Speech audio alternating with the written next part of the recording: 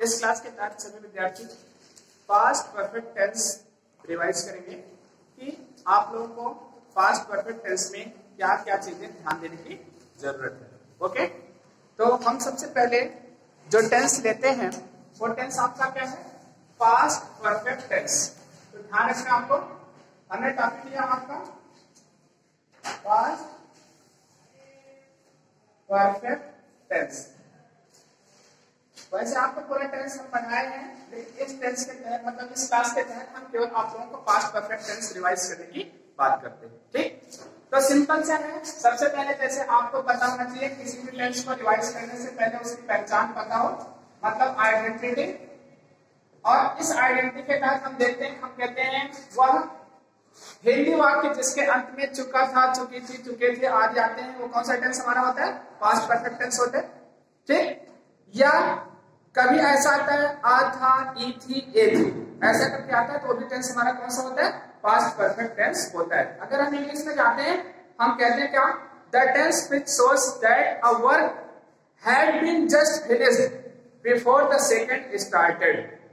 मतलब दूसरा काम स्टार्ट होने से पहले पहला काम समाप्त हो चुका हो पास्ट टाइम में, वो टेंस हमारा कौन सा होगा, पास्ट परफेक्ट टेंस होगा। क्लियर?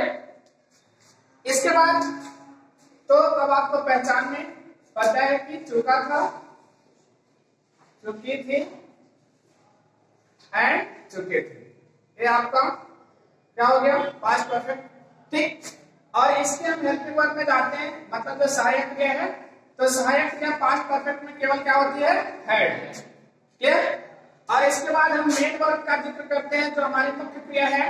मेन वर्ब हमारी क्या होती है, third form of the verb. अब आपको ये पता हो गया, ये आपका पहचान के लिए जरूरी है कि हम रिवाइज करेंगे, कितनी चीजें हमको रिवाइज में पता होनी चाहिए।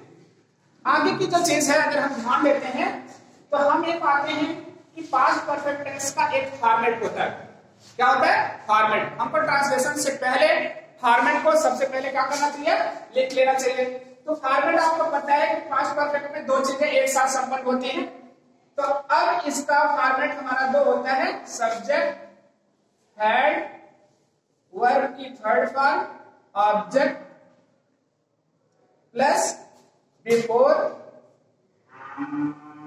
प्लस सब्जेक्ट वर्ब की सेकंड फॉर्म एंड ऑब्जेक्ट।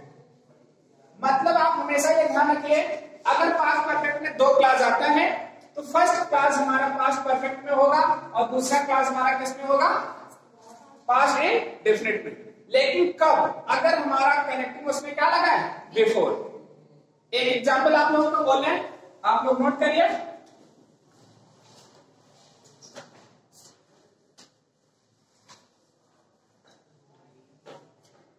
लिखिए, मेरे जाने से पहले, मेरे जाने से पहले वह कपड़े धो चुकी थी। मान लीजिए एक सिंपल सा सेंटेंस लिखा गया, मेरे जाने से पहले वह कपड़े धो चुकी थी। क्लियर हुआ? अब आपका एक सेंटेंस लिख दिया गया, मेरे जाने से पहले वो कपड़े धो चुकी थी। अब चुकी थी लिखा गया, आपका सीधे से सिंपल से सेंटेंस आ गया, कौन सा टेंस हुआ, पास्ट परफेक्ट। क्लियर? अब अगर पास्ट परफेक्ट आपको पता हो गया, इसमें करना क्या है आपको। अब मान लीजिए ये सेंटेंस हमने लिख दिया, पहले कपड़े धो चुकी थी। ध्यान दीजिए, अगर इसका ट्रांसलेशन हम पास्ट परफेक्ट का करते हैं, हमेशा सेकेंड क्लास हिंदी का पहले लेते हैं।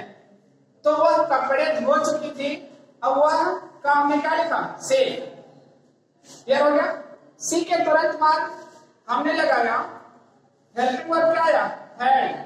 वॉश मतलब धोना होता है, हमने लिखा वॉश का थर्ड फॉर्म क्या हो गया, वॉश।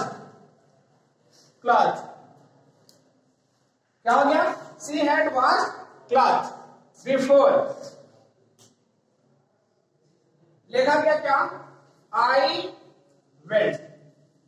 अब जाना लिखा है तो गो का सेकंड फॉर्म क्या होता है, वेंट। आपका ट्रांसलेशन हो गया। ठीक, इसी सेंटेंस का हम दूसरा फॉर्मेट आपको बताते हैं। जैसे मान के लिखा गया, यहां कभी हम पहले लिखते हैं, कभी बाद में लिखते हैं। मान लीजिए इस सेंटेंस को हम दूसरे रूप में लिखे, कि मेरे जाने के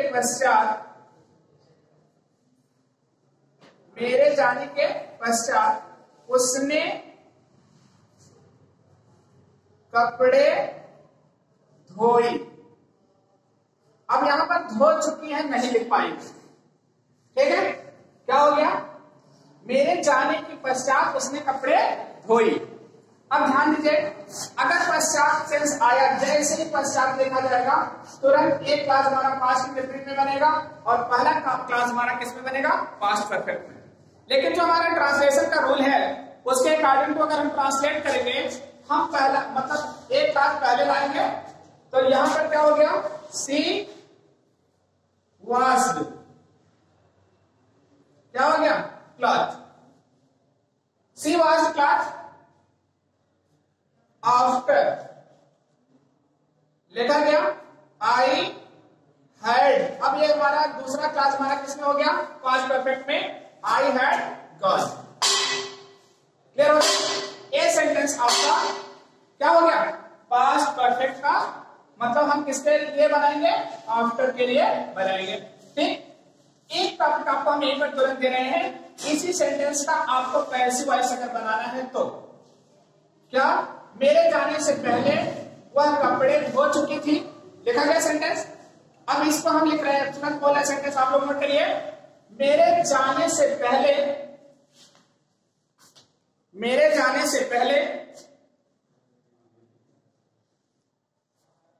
कपड़े उसके द्वारा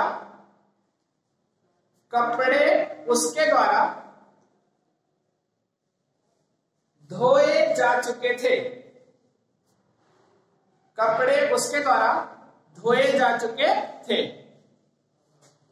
क्लियर, तो take it as a homework, इसे होमवर्क के रूप में लीजिए।